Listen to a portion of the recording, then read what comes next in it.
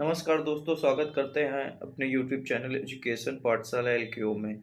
तो आज हम लोग टीचिंग एप्टीट्यूड का पार्ट 2 लेकर आए हैं, जिसमें से हम लोग शिक्षण के स्तर पढ़ेंगे।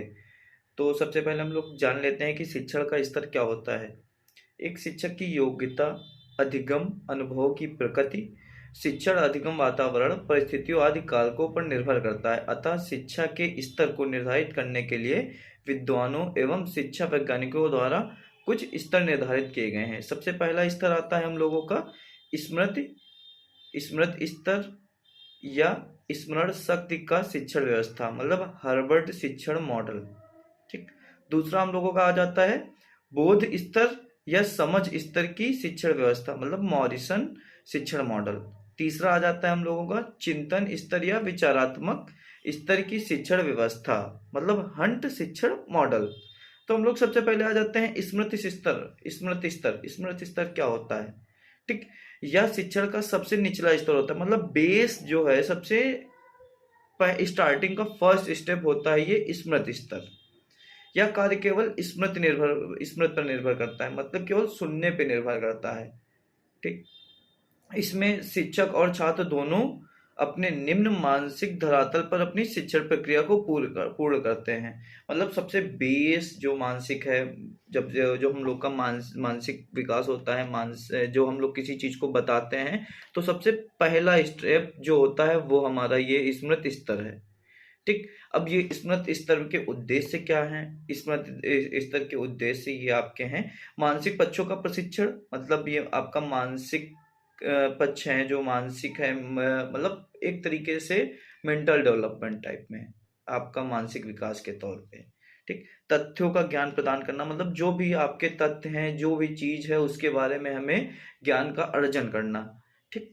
फिर आता है हम लोगों का तथ्यों को याद रखना, मतलब जो भी चीजें हम लोगों को बताई गई हों अपने स्कूल में, अपने टीचर के द्वारा, किसी गाइडर के द्वारा, जो भी चीजें हमें बताई गई हों या अपने माता पिता के द्वारा एक अच्छी शिक्षा दी गई हो, जो हम लोग को हमेशा याद रखने के लिए, आपका ये स्मृति स्तर मॉडल आ जाएगा। फिर उसके बाद हम लोग का एक और उद्देश्य है, मतलब जो भी चीज हम लोगों ने सीखी है, जो भी चीज हम लोगों ने सीखे उसको पुनः प्रस्तुत करना, मतलब जैसे जो भी चीज हम लोगों ने सीख ली उसको कैसे हम लोग पुनः प्रस्तुत करेंगे।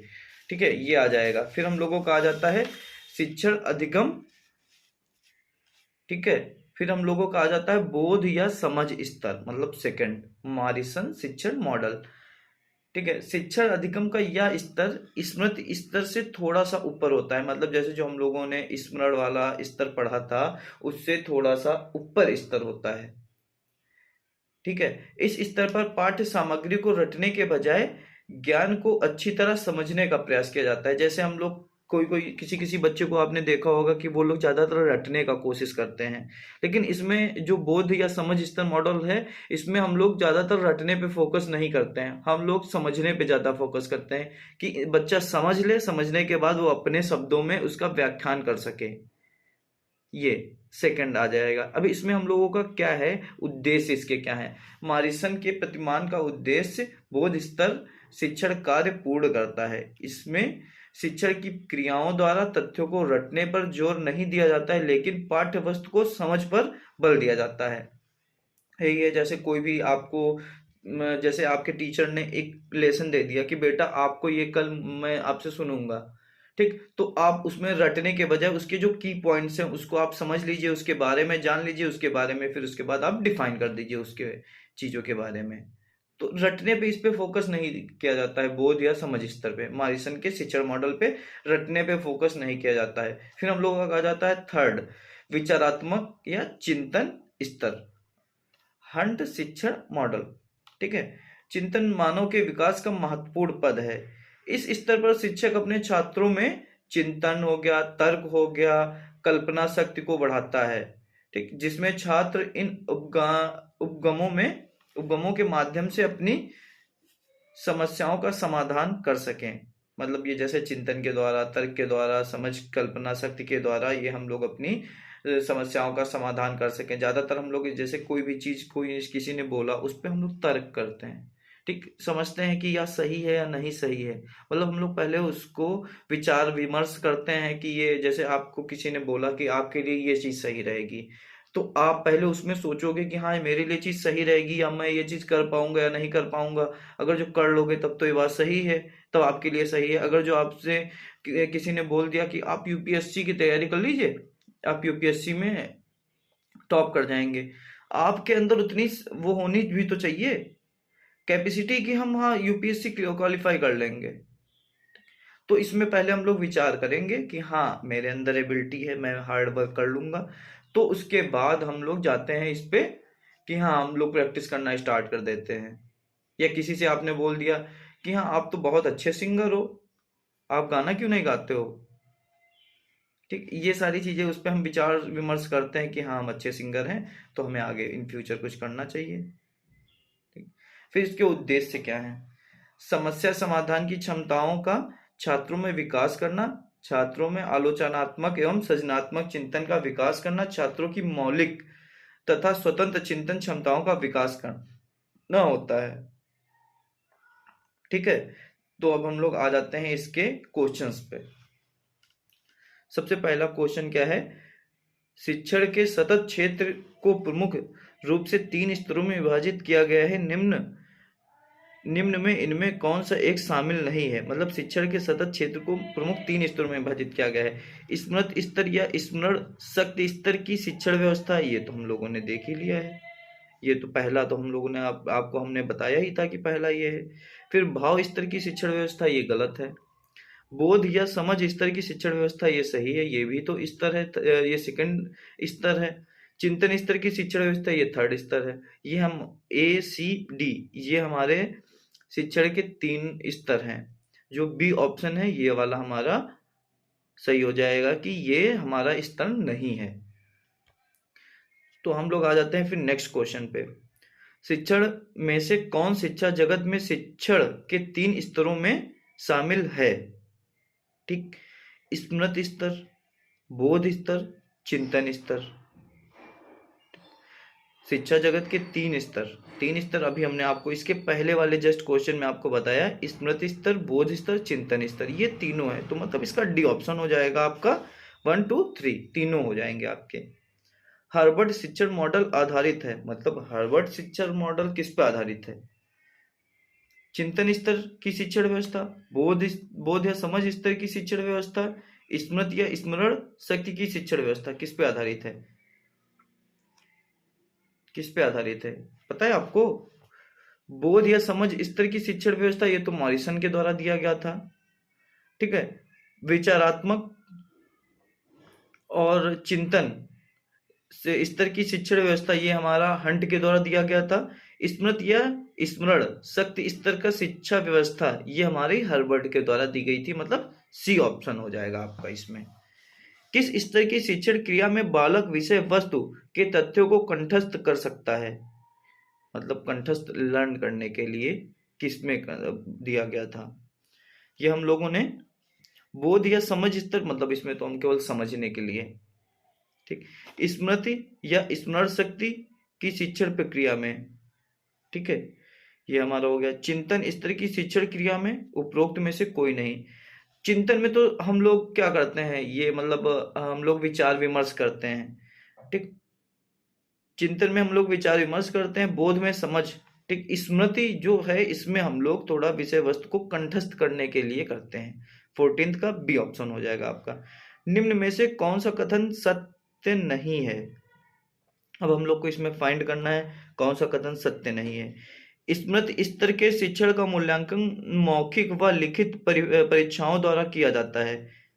मतलब स्मृत स्तर के शिक्षण का मूल्यांकन मौखिक व लिखित परीक्षाओं द्वारा किया जाता है। ठीक, प्रारंभिक कक्षाओं के बच्चों में स्मृत स्तर की प्रक्रिया धीमी होती है, सही है।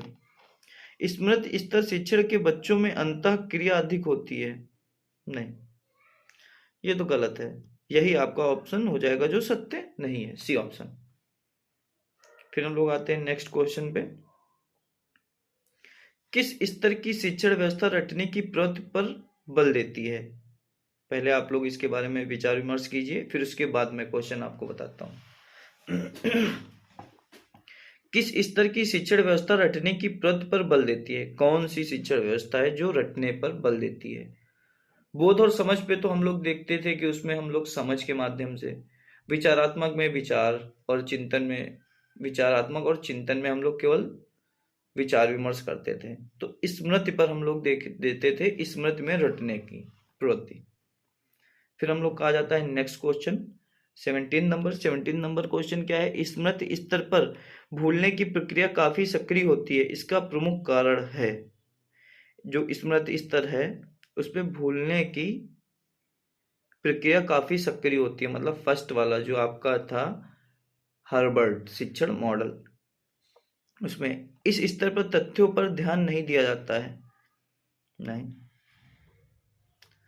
इस स्तर पर तथ्यों को अत्यधिक समझना नहीं, तो हम लोग ये तो बोध वाले पे करते हैं, स्मृति वाले पे देख रहे हैं। इस स्तर पर तथ्य काफी रटे हुए होते हैं, ये सही है, सी ऑप्शन आपका 17 का सी ऑप्शन आपका हो जाएगा। स्मृति के शिक्षण में किसको महत्व दिया जाता है, स्मृति के शिक्षण मॉडल में किसको महत्व दिया जाता है, संकेत अधिगम, श्रृंखला अधिगम और अनुक्रिया, या ये सभी। ठीक, तो हम लोग संकेत अधिगम, इसमें स्मृति में हम लोग ये सभी ऑप्शन हो जाएगा, डी ऑप्शन। इसमें थोड़ा सा ऑप्शन मिसप्रिंट हो गया है, ये डी ऑप्शन हो जाएगा आपका। 18 हो गया। 19 में हम लोग आ जाते हैं, स्मृति स्तर के शिक्षण को अधिक बेहतर बनाने के लिए निम्नलिखित सुझाव दिए जा सकते हैं। पाठ्य वस्तु को क्रमबद्ध तरीके से प्रस्तुत किया जाए, अभ्यास के लिए ज्यादा समय दिया जाए, थकान के समय शिक्षण ना किया जाए। तो हम लोग तो इसमें ये आपके सभी ऑप्शंस हो जाएंगे। पाठ्य वस्तु को क्रमबद्ध तरीके से प्रस्तुत किया जाए, ये आपका हो गया। अभ्यास के लिए ज्यादा समय दिया जाए, ये आपका हो गया। फर्स्ट और सेकंड हम लोग का ये सभी ऑप्शन हो जाएगा, मतलब फर्स्ट और सेकंड।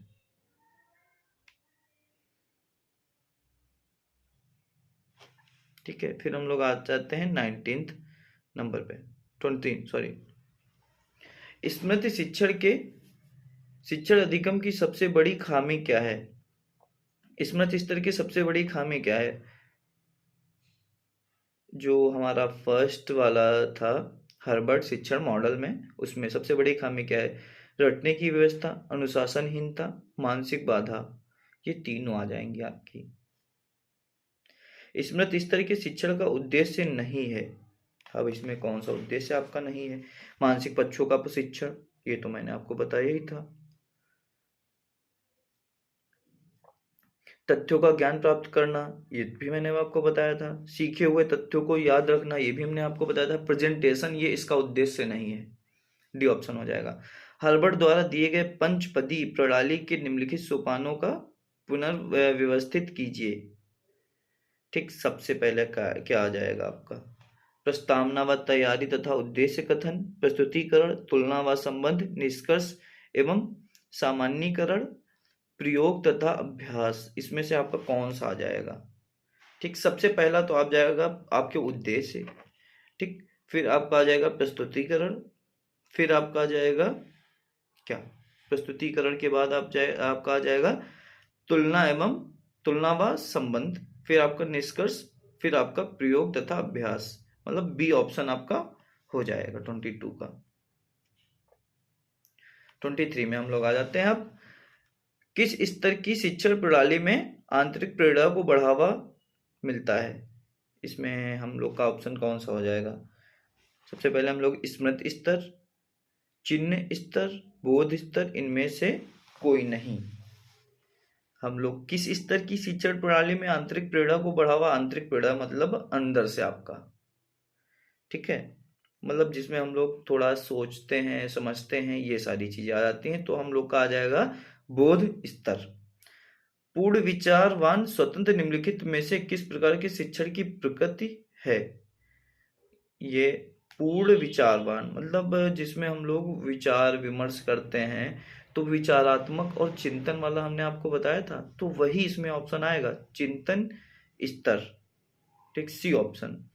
शिक्षण के निम्नलिखित स्तर पर शिक्षक अपने छात्रों में चिंतन, तर्क तथा कल्पना शक्ति को बढ़ाता है। चिंतन स्तर, स्मृति स्तर, बोध स्तर। ठीक, शिक्षण में स्तर शिक्षक अपने छात्रों में चिंतन, मतलब चिंतन, ठीक, चिंतन किसमें, चिंतन स्तर में ही तो बढ़ाएगा।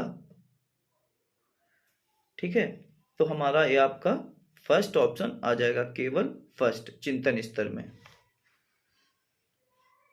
धन्यवाद दोस्तों।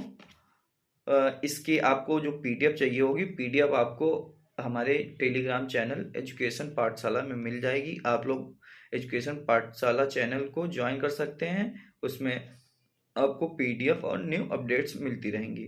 धन्यवाद दोस्तों। ज़्यादा से ज़्यादा हमारे चैनल को शेयर करें तथा चैनल को सब्सक्राइब करें।